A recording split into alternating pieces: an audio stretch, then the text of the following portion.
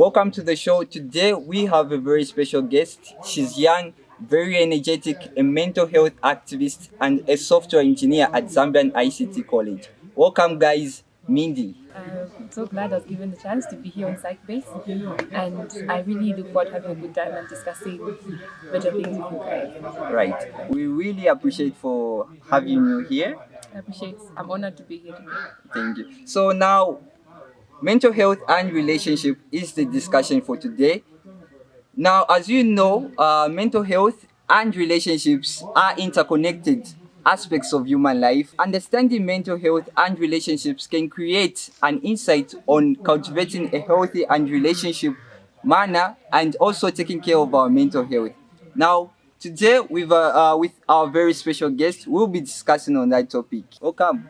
Thank you so much once again. All right.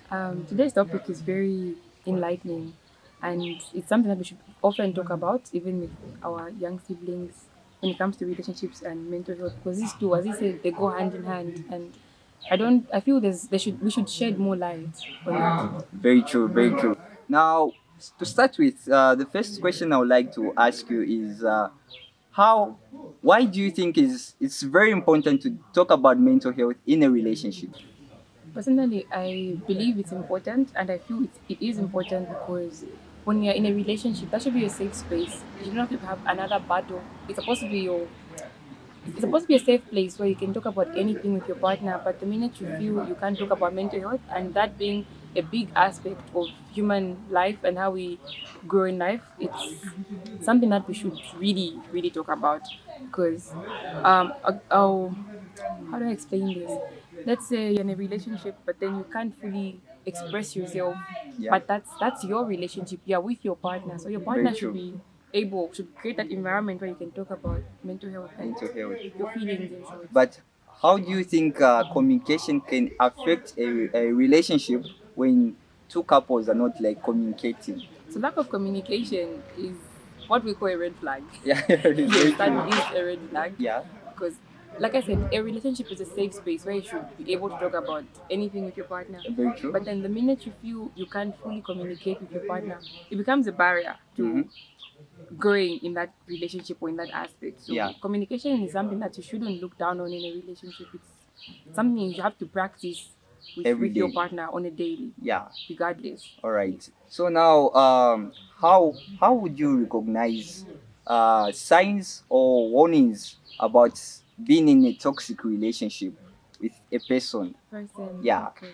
Firstly, they tend to talk down at you, or okay, first that they ignoring comes in, start Yeah. to ignore you. Mm-hmm. You know, they just don't have that spark anymore. And when that happens, you can feel it to say, this person and I, Yeah. we're no longer together. Together, and, yeah, very You much. know, and that really leads to a decline in mental health. So when you start to see such signs, it's best to talk about it if you can, or leave.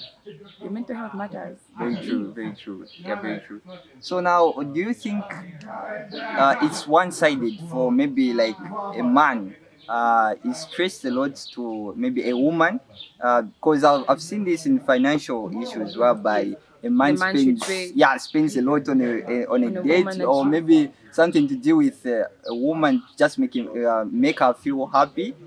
Is it because of you girls stress men too much to do that, or maybe it's their own choice? What do you think on that? One thing I always say is date or be in a relationship with somebody that understands your pockets.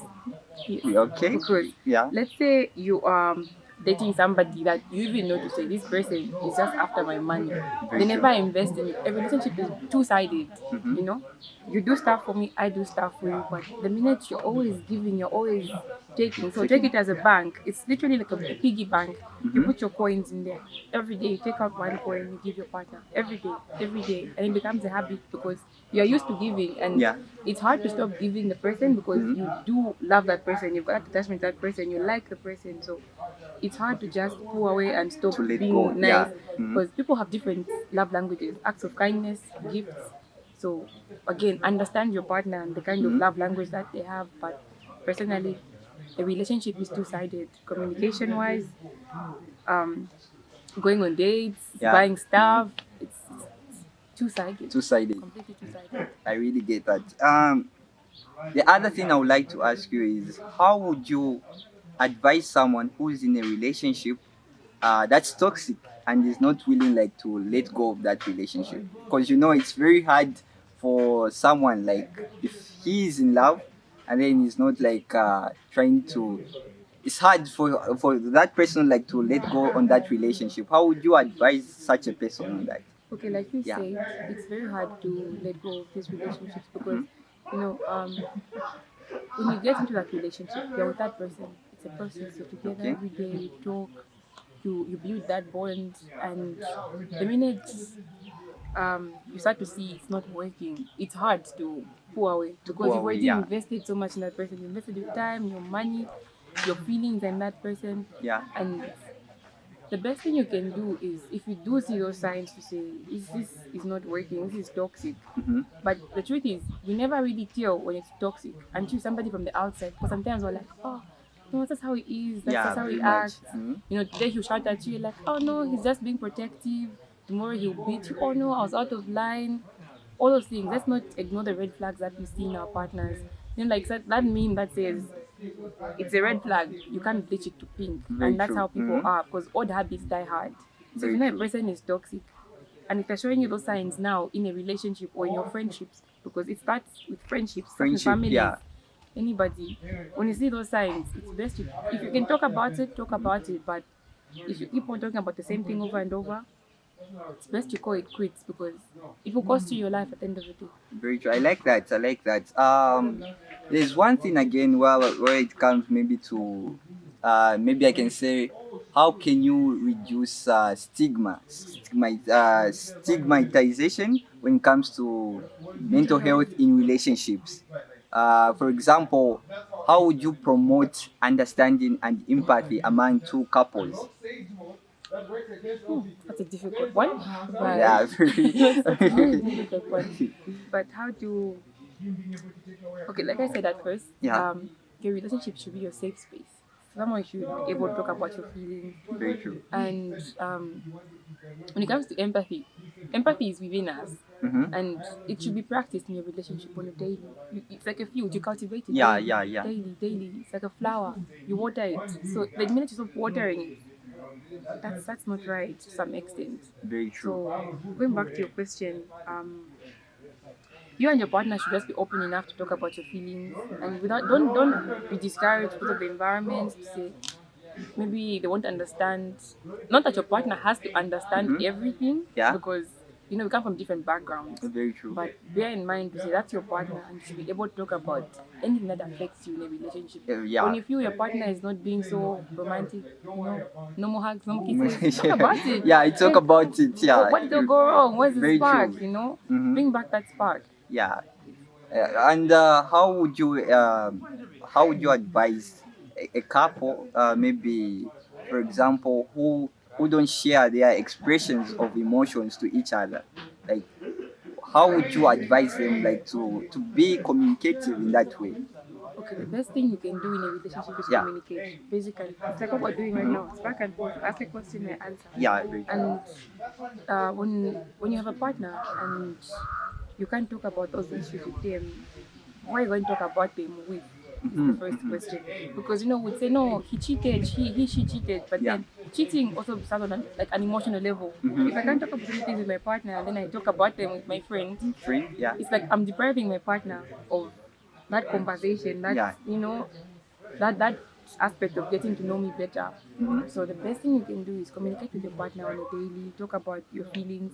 Because let's say today you don't talk about it, so you're bottling your emotions over and over.